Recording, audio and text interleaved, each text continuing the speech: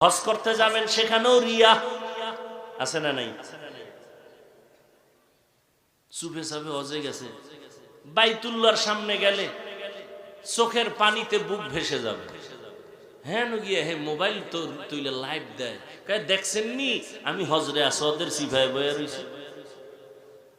মদিনার রসুলের রওজায় গেলে কান্না করে বেহুশ হয়ে যাবে মানুষ, আর সেখানে গিয়া ছবি ছবি ছবি ছবি। এই হলো হজ। এরপরে আলহাজ না বললে কি পরিমাণ কষ্ট আছে না নাই? তাহলে হজের ভিতরেও রিয়া। আসেন জাকাত। জাকাত নাটোরে ধনী মানুষ জাকাত দিবে, নাটোরের কাপড়ের দোকানে লেখা এখানে জাকাতের কাপড় পাওয়া যায়। আচ্ছা আমাকে একটু বলেন তো আপনারা, কম দামের কাপড় কি কাপড়ের দোকানে নাই? তাহলে নতুন করে সাইনবোর্ড লাগানো লাগবে কেন জাকাতের কাপড় পাওয়া যায়? আপনি কম দামের কাপড় কিনে দেন, ওখানে সাইনবোর্ড কেন?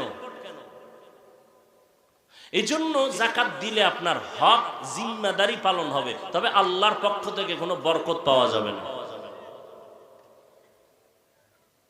এটাও মানুষকে দেখানোর জন্য।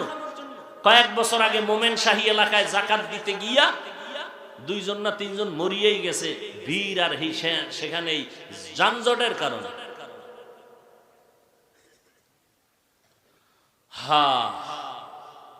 এইবার আসেন রোজা। রোজা এমন একটা আমল, এখানে কোনো রিয়ার সম্ভাবনা নাই, কাউকে দেখানোর জন্য সুযোগ নাই। আপনি রোজা রাখছেন, এটা কাউকে দেখানো যায় কি? একেবারে তেল তেল মাইখে আইবেন যে আমি রোজাদার, আপনি ভিতরে বই 3 প্লেট খাইলে